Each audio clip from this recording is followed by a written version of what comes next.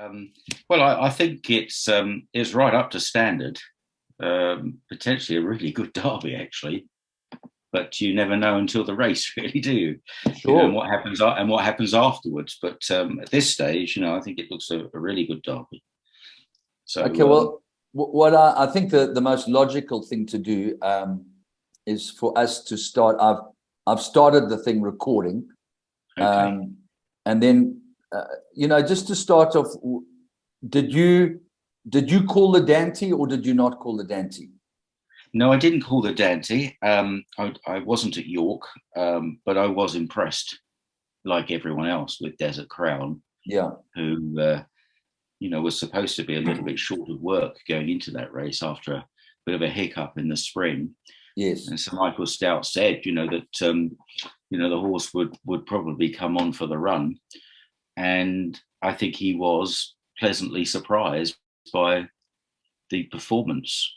And if there's a side-on shot at York, and about 2.5 furlongs out, he just simply swept past his rivals, and then came away edged right a little bit.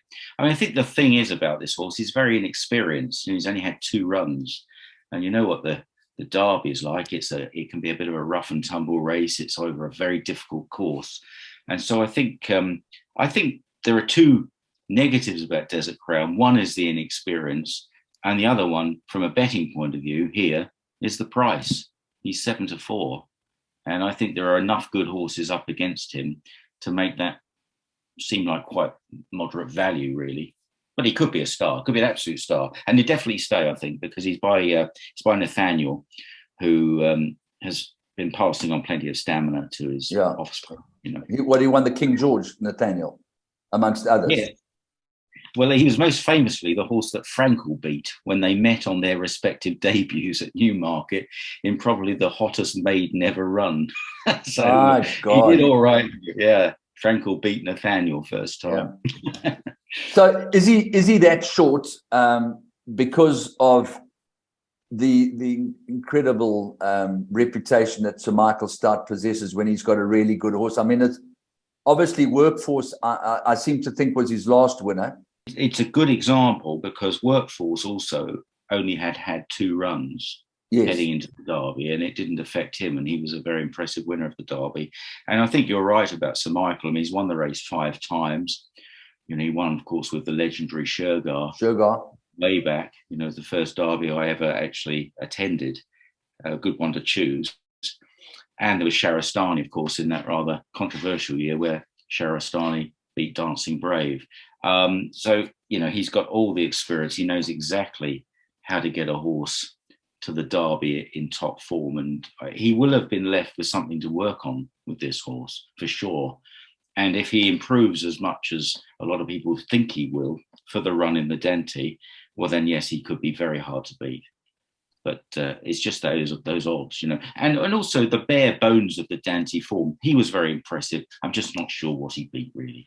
Yeah. Here comes Royal Patronage with a challenge, and Desert Crown on the outside is grabbing the ground in eye-catching fashion and has taken over. It's Desert Crown and Richard Kingscote from Royal Patronage in second place. A battle on for third then, with running on well King Max, but Desert Crown is the leader inside the final furlong of the Dante. He's up by about 2 lengths from Royal Patronage, and Desert Crown stamps his mark on the season with a really fluent win. He's won it nicely.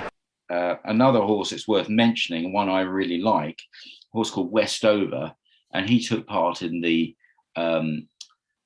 what they used to call Breakfast with the Stars on a couple of weeks before the race, which doesn't seem to be that well attended these days. Though Emily Upjohn strode out at Epsom that day, the favourite for the Oaks. And this Westover seemed to go very well as well on that day. I mean, it's very hard to tell, they just gallop with a stable companion.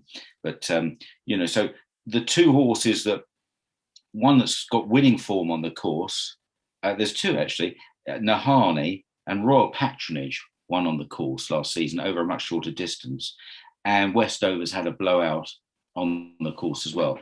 But it's a salient point because, as I think we've said so often before, one of the biggest challenges of the Derby is the course.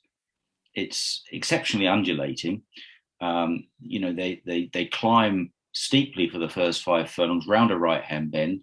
Then they reach the highest point of the course, and then you've got this difficult tumble down towards Tattenham Corner, and then this big camber to deal with that way down the home straight. Yeah, which often sees horses, losing balance and running offline. So I've always thought it was the absolute best test of any racehorse in any major race in the world. 1.5 miles, and they've got to stay.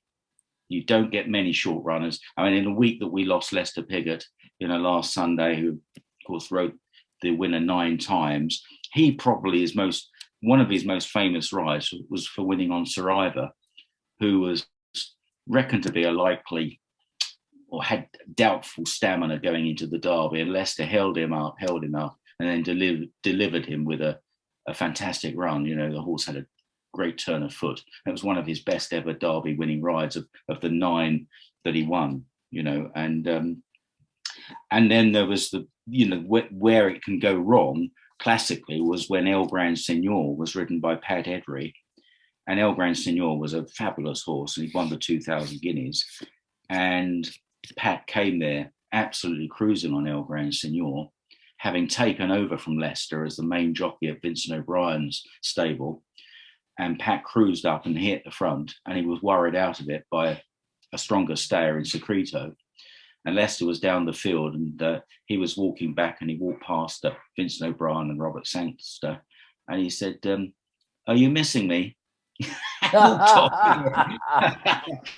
So there's been lots and lots of great stories about Leicester in the last week, and he wasn't a man of many words, but he had quite a good sense of humor. There comes a time in every interview where there has to be a little bit of silliness or a little bit of semantics. So how about this? The Queen's Platinum Jubilee, and I understand she won't be at the races. The death of Lester Piggott. There can only be one winner of the 2022 renewal of the Cazoo Derby, and that's Nation's Pride. Nation's Pride and Superstar now race on. Who you now being produced to challenge towards the near side. Then Austrian Fury as they head now inside the final furlong and a half, and it's Nation's Pride and William Buick who now find 3 lengths on these. Superstar in second, then Who You Mal and Austrian Theory as they race inside the final furlong. Nation's Pride is going further and further clear to make it 4 wins in a row in his career, and he wins the Newmarket Stakes in style. Nation's Pride has beaten Who You Mal. Superstar in third. Her Majesty the Queen, Lester Piggott. I mean, he's got the form. He's been supplemented. His trainers won the race at least twice in the last 5 years. There's a lot in his favour. Well, yes, you're absolutely right. I mean, you couldn't really think of a more appropriate name for this week, given the celebrations, and also because of the passing of Lester Piggott as well, who was the pride of the nation, and he was the jockey that was the favourite jockey in the nation as well. He was the jockey that people would just bet on blindly. Yes, whatever he was riding. Love Lester, Yeah. And so there is this possible coincidence, but you're right. I think the horse has got a big chance. He's got a big chance because he's rated only £1 on the official handicappers ratings below Desert Crown, and he's £1 ahead of perhaps Aidan O'Brien's number 1 contender, Stone Age, who I haven't got confirmation at the moment, but I'm sure Ryan Moore will ride. Yes.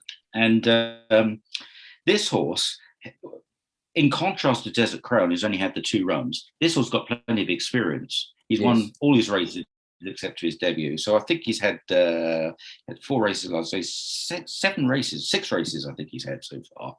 And he won in Dubai, and he won the Newmarket Stakes at the Guineas meeting. It's only a listed race, and it wasn't a really great race. I mean, he beat a horse called Who You Mal, who's running in the Derby and is a rank outsider.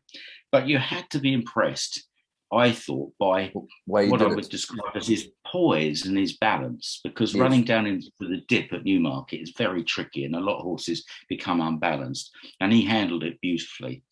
So I would have no problem with him on the course. I think he'll handle it really well.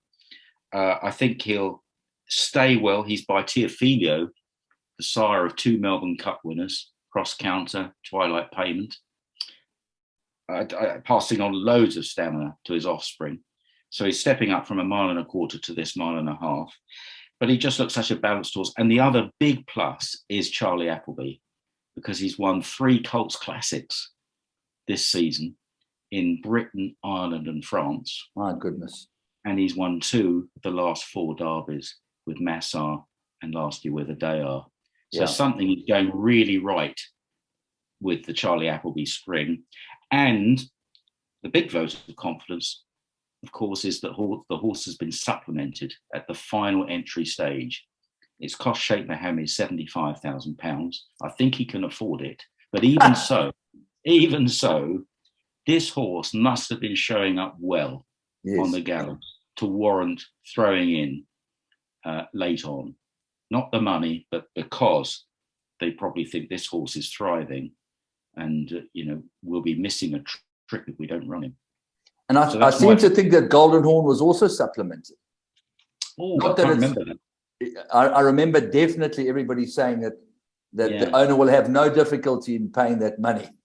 No, Mr. Oppenheimer probably not. But and he was probably the Derby's been a little bit hit and miss in terms of the quality of the winners in recent years. And it's I wouldn't say put it as strongly as saying that it's fighting for relevancy, but it's obviously the case that 1.5 mile horse is not such a sexy stallion prospect as a miler or 1.25 mile horse, or even sprinters, because there's so much sort of emphasis on precocity now. A lot of owners don't want to wait.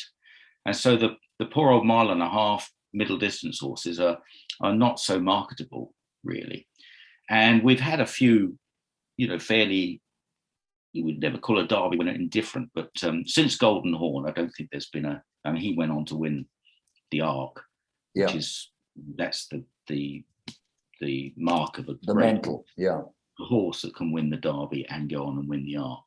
And he's been the best one in recent years. Although I was very keen last year on Adayar at a big price, and he hasn't been out so far this season, but he has the potential still to be a very good horse.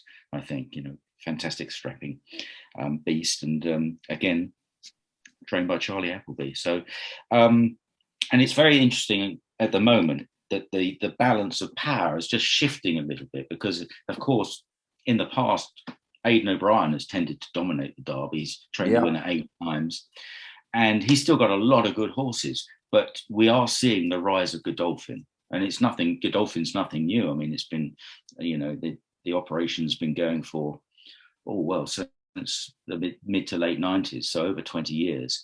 But the job as trainer has been grabbed by Charlie Appleby, and he's really has delivered for the Sheikh, and this season looks like being their strongest yet. And, I think Charlie Appleby obviously is a man that's come through the ranks. I mean, he's been the head traveling lad. He's probably done every single job that any man on his way up can do. And no disrespect to Saeed bin Sarur, who was clearly a very good trainer with very good horses. Charlie's just, he's a guy that could be in the league potentially of a Gosden or maybe even a Stout in time to come. Well, I think he's just taken the operation in terms of their success to a new level, And I mean, Saeed bin Sarur, as you say, you've got to respect his achievements. I mean, he's won so many Dubai World Cups and so many massive races, and he just doesn't get the grade 1 material now, but he's still got a very high strike rate. I'm sure he's been very well looked after, and he's had his glory days. He's had Dubai Millennium and many great horses through his hands. So changing the guard, I mean, the price of survival has changed. Yes, and the pressure is on, Charlie Appleby to deliver, and that's exactly what he's doing, aided by 2 very good riders in William Buick and James Doyle. And, they're just doing something. They're getting a lot of things right, and you have to think that, as I say, this horse being supplemented late, it just looks significant to me. But there are lots of other good horses. I mean, Aidan's got Stone Age, who didn't win as a 2-year-old, but has won both his starts this season very impressively, including what used to be the Derrinstown sponsored trial at Leopardstown, which was always a big guide to the Derby, and he won that last time out very impressively. Yes. And he's another one, like all the three O'Brien horses, they're all pretty much guaranteed to stay the trip. I mean, it's one of the things I first look at. I always look at the pedigrees to say, well, is that definitely going to stay? Well, you can say for sure that the Ballydoyle horses will stay. And at the moment, the ground, we're having this conversation on Thursday, day before the Oaks. The going is good to soft in places. Now, it's going to be dry for the next couple of days, but this forecast on Saturday, Derby Day, is a little bit uncertain, and it wouldn't take a lot of rain to turn the ground back on the easy side, and that will place extra emphasis on stamina. So that is when the Ballydoyle horses invariably, come through. So they're all chances, and as I say, I like Westover, and young Donica O'Brien has got a promising horse called Piz Badil. I think that's the way it's pronounced. I'll need to find that out before Saturday. It's named after a mountain, I think, in the Swiss Alps. And he won a race called the Ballysack Stakes at Leopardstown in April and showed a really good attitude. It's a gorgeous colt. The form was slightly let down when the runner-up Buckaroo was well beaten in the Irish 2,000 guineas the other day. But I know he's very well regarded. And Frankie Dettori coming in gets the ride, a very nice chance ride.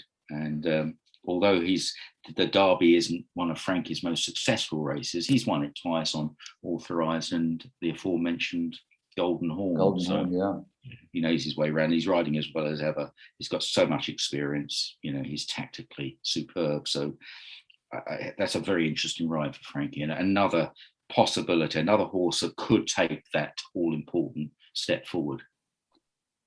Well, the tragedy is that I could very, very comfortably extend the Zoom meeting twice over and not even come close to finishing what we wanted to talk about. But I actually came out of a very important meeting, knowing full well that there was nothing more important than chatting to you on the week of the Derby. So, Simon, I'm eternally grateful as always for your time and for your contribution. And we hope that that ring in your voice that was prevalent when I think it was called Fist of Eagles or Flight of Eagles? Wings of Eagles. Yes, that's right. It's a very, very, very poignant moment in my life because I found that horse in the parade ring, the son of Poimois, and it was a glorious call. And I hope that you're able to call home nation's pride for Her Majesty and for Lester Piggott and for all people who follow sentiment with a little bit of intellectual sanity prevailing. Yes, I know. That's right. I mean, it would be a dream for the headline writers, wouldn't it? It certainly would. Certainly would. And I don't know, maybe it's written in the wind. Maybe it is. But the horse, taking the more intellectual view as well, the horse does definitely have a very good chance, albeit up against a very strong favourite. Well, Simon, I hope to chat to you on Monday to get a reflection, or Tuesday, whenever the dust settles. But thank you so much for joining us this morning at 4 Racing, and we look forward to listening to your polished tones on Saturday. Lovely to see you. Thank you, Simon. Done. Stop.